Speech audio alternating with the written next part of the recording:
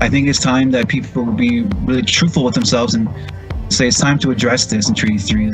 Tonight, a new investigation into an epidemic of sexual abuse in Treaty 3 territory. Elders might feel hurt that the next generation is not being educated in our language. Students in one Nunavut hamlet fight to hang on to their language. We have to stop, this kind of practice, if we really want to be truthful and reconcilable. And First Nations leaders say they should be part of national health care funding talks.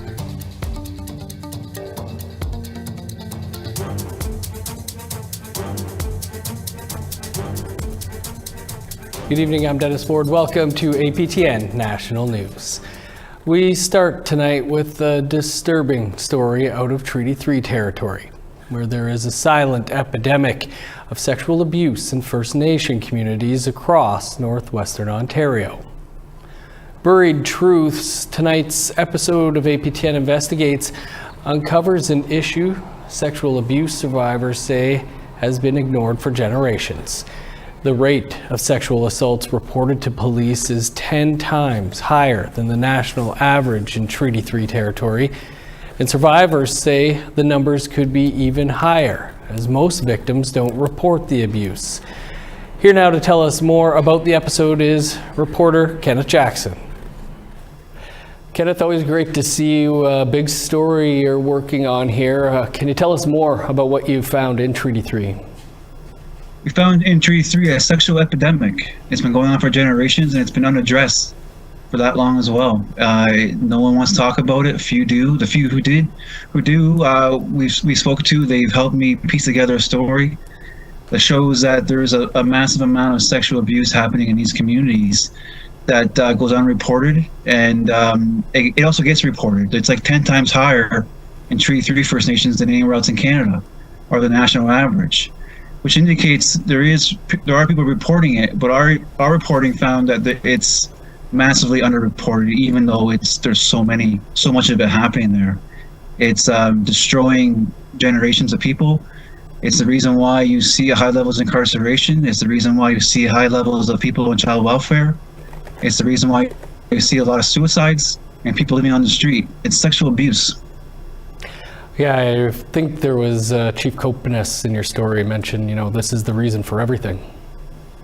It is the reason for everything. I think people really need to be honest about this from now on. This is the reason why you're seeing everything that's happening. Copeness is telling the truth. Every person I speak to lives on the street has been abused. Almost every single kid that I report on child welfare has been abused. And I say sexually abused. Too many have killed themselves. I've written some of these stories before on people who have. I've written the stories of our survivors that we spoke to before, but they've died. Those kids didn't last past 15. These ones somehow survived. And I think it's time that people will be really truthful with themselves and say it's time to address this in Treaty 3, this sexual abuse epidemic. So the documentary Buried Truths is coming up tonight right after the news. What can people expect? It's it's heavy. It is. It's a serious discussion with 3 survivors of sexual abuse. One lady telling her story for the first time in 50 years. She identifies her abuser for the first time publicly in the media. It's a heavy moment. It's a big moment, and she asks that everyone prays for her and prays for the other survivors who are willing to speak out. So that's really what it is. Buried Truth the documentary is more of a look at the survivors who are willing to speak out about this, to hoping that other people will speak out because they want to spark a discussion. Your focus is on Treaty 3 in northwestern Ontario, but is this something that's happening in other parts of the country? I think it's happening everywhere. I think it's happening in every community where you see high levels of abuse, of addiction, trauma. That's based in trauma, right? It's rooted in trauma. I think anywhere where you see high levels of violent crime, anywhere you see high levels of suicide, it's sexual abuse is the reason for it, for the most part. It's a national epidemic. Kenneth, really looking forward to your story tonight. Important work as always. Appreciate you talking to us about it. Right on. Thanks, Dennis.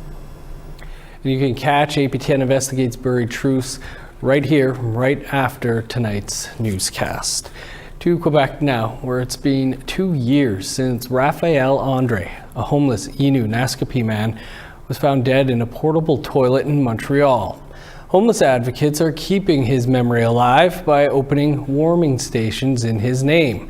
The second one opened up this week, but it might not last past wintertime. Here's Lindsay Richardson with more. The snow is beating down outside, but inside, hot coffee is brewing.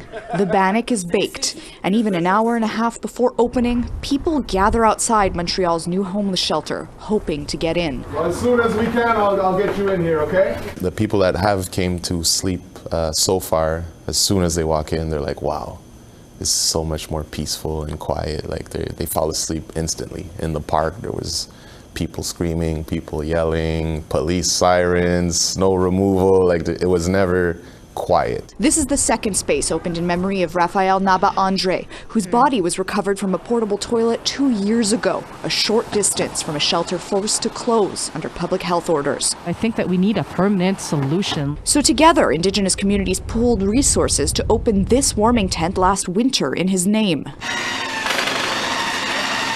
Despite serving thousands of clients in need, it was forced to close last April when funding ran out. C'est vraiment compliqué, je vais vous dire. Là, il y a toujours soit, mettons, la réglementation, le zonage, parce qu'au départ, on voulait comme être vraiment dans le parc du Square Cabot, mais on voyait que ça devenait impossible. Fait que c'était de trouver un local finalement puis qui accepte de pouvoir qu'on ait ce genre de peut-être pas d'activité, mais c'est un genre de refuge. Là. They've named the new space Michwap Raphael Napa Andre. Michwap meaning house in Inuinnaqtun. It's empty now, but at capacity it sleeps 30, 15 men and 15 women, and won't turn away clients who've consumed alcohol or drugs. Quand ils viennent, ils se font servir un café, ils se font demander de s'asseoir à la table, ils se font servir un repas chaud. Et aussitôt, mettons, quand ils s'en vont dormir, ils se sentent en sécurité. The city of Montreal helped with location, but Michwap Raphael Naba Andre is funded and staffed by the Innu Nation. However, its services will be short-lived. Their lease on the space will be up in 3 months. It's like a CD that's scratched and it keeps skipping and coming back to the same. Like we start, we get some momentum, things are going good, and then we have to shut down. And then once we reopen, we have to start everything from scratch. While workers here wait on an enduring solution, Napa's family is still waiting on his official cause of death. After 2 years and several inquiries by APTN, the Quebec Coroner's Bureau confirmed this week that Napa's report is still in progress, blaming a delay in obtaining documents. And while happy with this step forward, the frontliners at Naba Andre House are wary of being set back again. On va devoir encore travailler sur un autre projet, mais peut-être le même projet, mais le continuer puis le rendre un jour permanent. Ouais. Lindsay Richardson, APTN National News, Montreal. Across Canada, there's an estimated 70 Indigenous languages, but 2/3 are considered endangered. Inuinnaqtun is one of them. Our reporter Charlotte Jacobs takes a look at how the community of Kugluktuk, Nunavut, is fighting to revitalize their native tongue. Jessamine Bolt has never studied Inuinnaqtun at Kugluktuk High School. That's because there haven't been any Inuinnaqtun classes offered in years. As a grade 12 student at the school, I want the opportunity to learn Inuinnaqtun. If we, the younger generation, can have Inuinnaqtun class, it will improve our knowledge and keep it from disappearing. But she's determined to change that. Here's her persuasive letter imploring the school to offer the local dialect. Elders might feel hurt that the next generation is not being educated in our language. I really wanted to fight for this, you know, and I hope something gets done about it because it was just an assignment at first, but now it's I feel like it's something more now. The roughly 1,600 person hamlet of Kugluktuk has deep roots in the Inuinnaqtun language, but it's the most endangered Inuktitut language in Nunavut, a dialect that could be extinct in less than 2 generations. It was really weird that there is no classes here. It's our first language. It's a big part of our culture. Alicia Milton also wrote a letter to the school. She's been here since 2019, but is originally from Pond Inlet and fluent in Inuinnaqtun. Well, language for me, I guess, would be our way of communicating and somewhat connect in a way. According to the Kugluktuk Heritage Society, there's less than 60 fluent Inuinnaqtun speakers remaining. The Territorial Minister of Education, Pamela Gross, says longtime language instructors are retiring, presenting challenges at delivering classes. We're looking to see what options are available to enhance the wage for that position particularly, and to increase that will hopefully be able to recruit more people from other professions. Rosemary Mayak is a respected Inuinnaqtun elder with nearly 50 years' experience in language instruction and curriculum development. Her resource books are written in such a way where the adult speaker is encouraged to interact and converse with the child as they absorb the language. She says a good language program must have an elder as well as a teacher working together. So that they're hearing the conversation, the language in use in a very active, functional way, and not just how some teachers tend to teach language. Here's a word, say it, repeat it, say it, but they don't know, if they haven't heard the language being spoken, it's hard for them to properly pronounce and understand. While it is true we can learn at home, we need the expertise of a teacher to make us fluent in the language. While Bolt and Milton missed out on studying Inuinnaqtun before graduating, their calls to action have been heard. A language instructor has finally been hired this January. Charlotte Moore-Jacobs, APTN National News, Kugluktuk. First Nations leaders say they should be at the table for an upcoming summit on healthcare. That story and more still to come.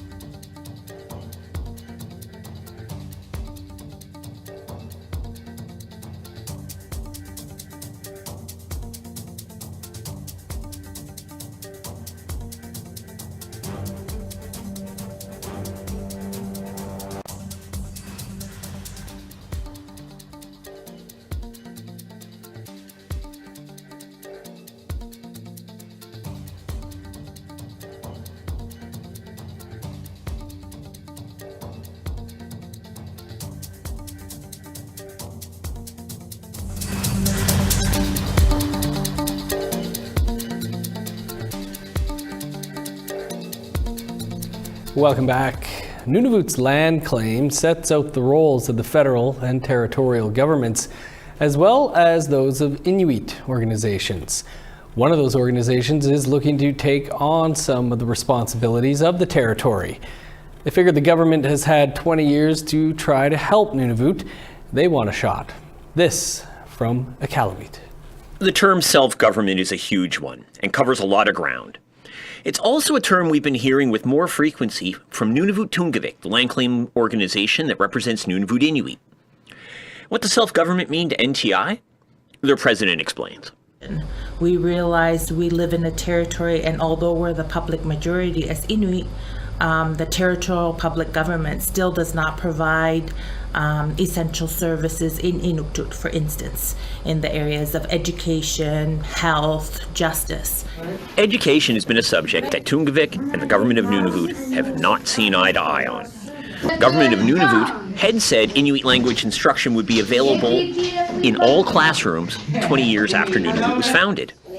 When that 20 years was up, they decided to give themselves another 20 years. So NTI is thinking about schools.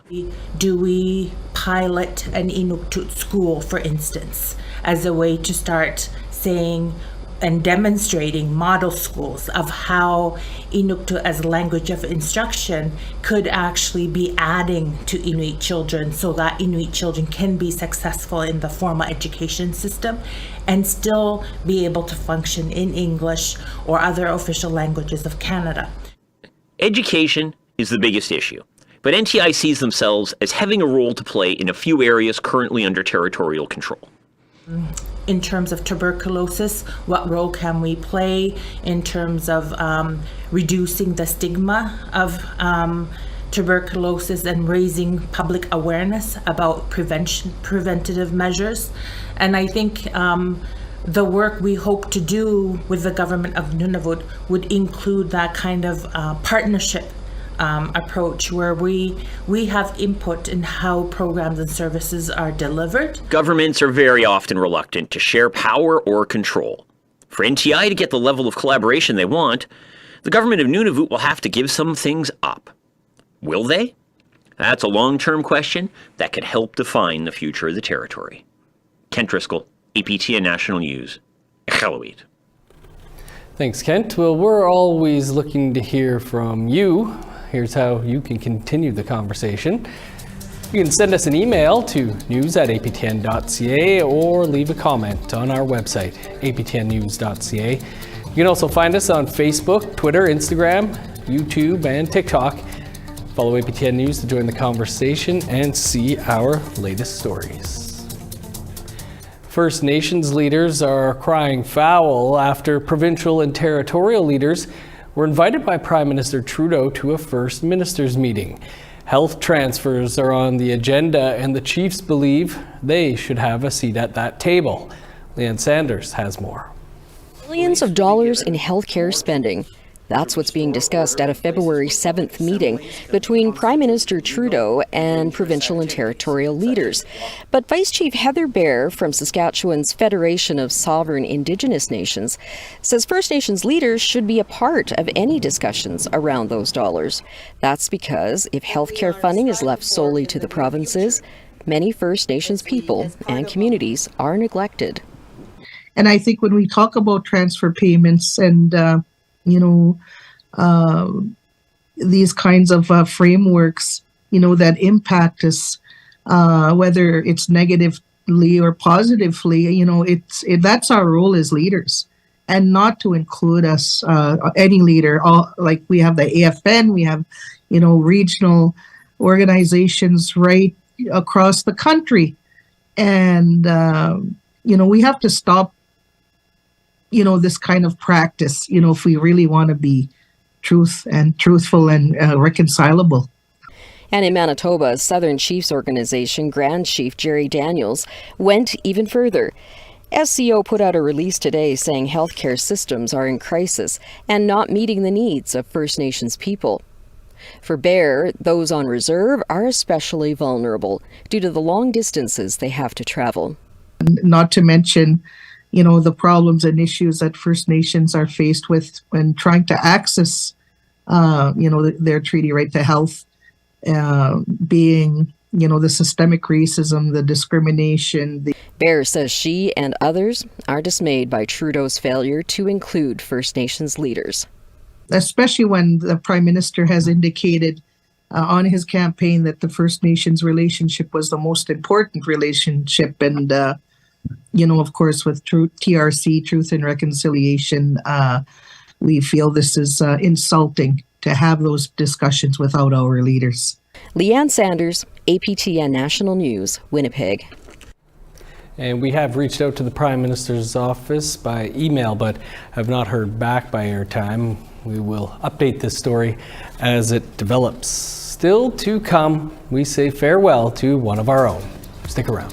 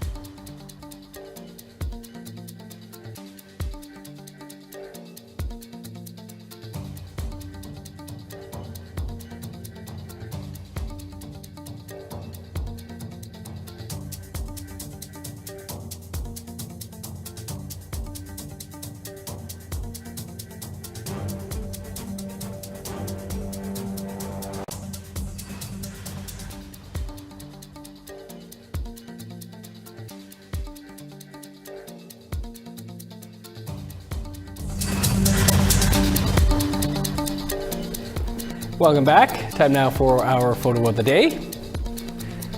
How about this beauty sent to us by Patsy Weiss? Patsy captures an amazing sunset from the Inuinnaqtun Nation region. Patsy also beautifully demonstrates the rule of thirds in photography. It looks like a painting there. Thanks for the photo, Patsy. If you have a photo to share, send it to share@aptn.ca and you might be featured as our next photo of the day. Now let's take a look at tomorrow's weather forecast. Starting on the East Coast, +3 in Halifax, -1 in Charlottetown, -25 with snow in Kugluktuk, snow and 15 below in Nain. +2 with snow in Montreal, 5 below in Chibougamau. -10 with snow in Sault Ste. Marie and North Bay. -15 under sunny skies in Thunder Bay, 21 below in Sioux Lookout. -21 for God's Lake and Norway House. Sunny and -22 in Winnipeg, 20 below in Dauphin. -21 in Regina, -20 for Saskatoon. 19 below in Meadow Lake, -21 in La Ronge. Over to northern Alberta, -17 in Fort McMurray for the start of the Arctic Winter Games. -16 in Edmonton, 15 below in Lethbridge. +6 in Vancouver and Victoria. minus 13 with the sun out in Prince George. A sunny minus 8 in Smithers. Minus 25 in Old Crow. 11 below in Whitehorse. Minus 24 in Yellowknife. Minus 22 for Norman Wells. 26 below in Sax Harbor. Minus 29 in Colville Lake. 32 below in Chesterfield. Minus 31 for Whale Cove. Minus 29 in Resolute. 31 below in Joe Haven.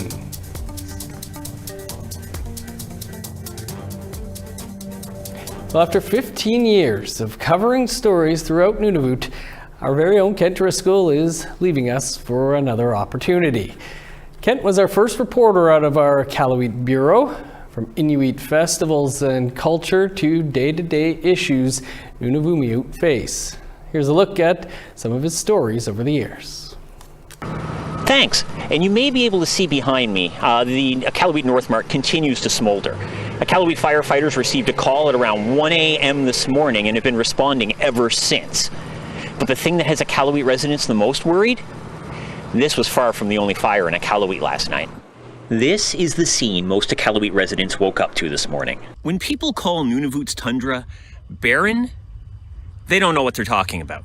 In order to see the real splendor out here on the land, you have to get really close. Inuit have 6 seasons, not 4, and right now we're smack in between 2 of them. Auyak and Ukiaksak, basically summer and early fall. Pond Inlet Nunavut bills itself as the jewel of the Eastern Arctic. Just look around, the community of 1,700 fits the bill. That's why 18 different times this summer, this scene unfolds. A ship shows up, a group of mostly white, mostly European visitors in matching outfits hit the shore and make their way up the hill. Like an army, but slower, and with cameras. The government of Nunavut estimates that 3,600 people will visit Pond Inlet via cruise ship this summer, double the town's population. I see it more as a positive thing. It kind of helps the local economy. There is snow on the tops of those hills across the bay. That always means the same thing. The days are getting shorter, and winter is not far off. Kent Driscoll, APTN National News, Iqaluit. The last Kent Driscoll sign-off. Personally, Kent, I will miss the humor and sometimes the sarcasm. You would always sneak into your stories. Kent, from all of us here at APTN News, we wish you the best in your new role. Thanks for all the work over the years. That's going to do it for us for this Friday. For news anytime or more on anything you've seen here, you can visit our website, aptnnews.ca. Stay tuned. APTN Investigates Buried Truths is up next. I'm Dennis Ward. Have a great night.